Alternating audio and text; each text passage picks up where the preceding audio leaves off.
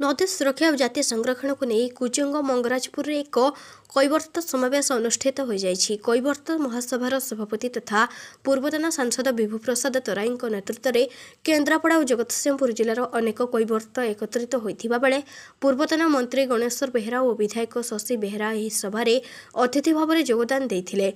नदी सौरत गुड़िक नीलाम समय राज्य सरकार प्रतिवर्ष 10% टिकस वृद्धि सांगक किछि अण मत्स्यजीवी माने एही नीलामधारी होई प्रकृत कैवर्त मानक रोजगार बाधा सृष्टि करुथबा और अनेक नदीगुड़ी को पोती देइथिबा जाउथिबा बेले एहार एक पुनः उद्धार करने आज बैठक में समस्त दाबी उपस्थापना करथिले। कैवर्त जाति तार कैलिक वृत्ति को जापुड़ी धरिथिबा बेले सेमानक उन्नति पई सरकार यत्नवान हेबाकू और जातीय संरक्षण दिगरे उचित पदक्षेप मान ग्रहण करने पई सरकार दृष्टि देबाकू सेमाने निजस्व मत उपस्थापन करिसेंती। कुछ कार्यक्रम जोग दे कैवर्त महासभा तरफ आयोजित गोटे ये होची कर्मशाला सिम्पोजियम कहले भूल हम ना नदीर सुरक्षा एवं संरक्षण ये जोड़े प्रसंग उपर आज ही आलोचना। तेणु कैवर्त मानकर कौलिक वृत्ति है माछ धरिबा डंगा बाइबा एवं नदी बंचिले सिना डंगा बाइबो नदी बंचिले सिना माछ धरिबो तार वृत्ति यथार्थ प्रमाणित हम। तेणु वर्तमान नदीर सुरक्षा उपर अनेक विपद सृष्टि होइछि।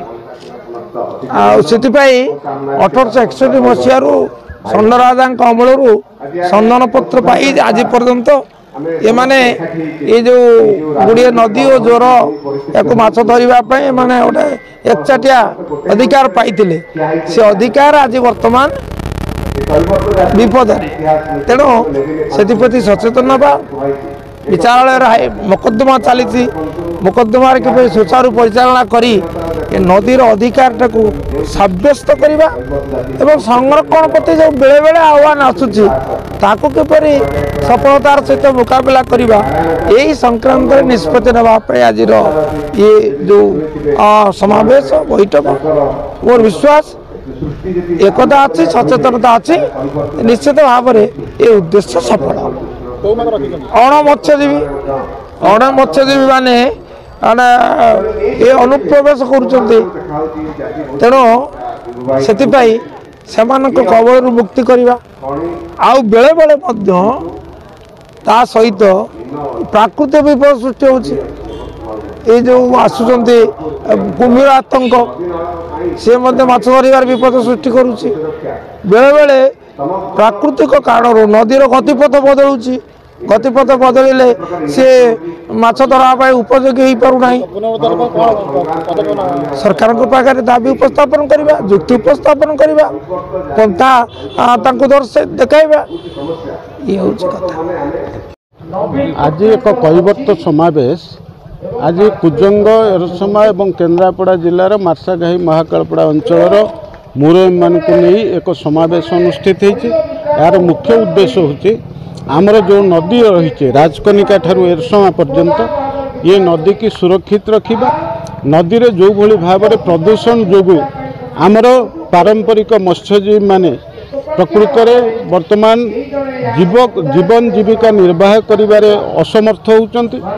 ता सहित प्रति वर्ष ओडिशा सरकार जो भली भाव में 10 भाग अर्थ राजस्व अधिक नौचंती ता द्वारा कैवर्त जाति उपरे एक बड़ बोझ पड़ुछि।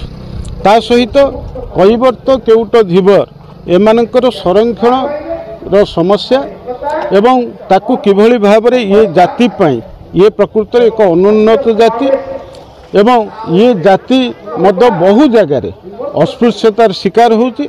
तेणु से दृष्टिकोण ये जातिर संरक्षण व्यवस्था आधार रे जो भली भाव में लोक मानकर सामाजिक राजनैतिक आर्थिक उन्नति होची ताकू रक्षा करिबा यही उद्देश्य रे एठी ये समावेशटी अनुष्ठित होची। ता सहित ये जातिर गोटे सांस्कृतिक परिचय अच्छी किभली भाव में आर्थिक दृष्टिकोण आमर प्रिय प्रधानमंत्री नरेंद्र मोदी जो भली भाव में मत्स्यजीवी लोक मानक पई आज तांको नेतृत्व काल में 38,000 कोटी ऊर्ध्व टंका मत्स्यजीवी संप्रदाय खर्च कर व्यवस्था तार किभली सुजोग नहीं पारे से दृष्टिकोण ये कैवर्त समावेश आज अनुष्ठित होती।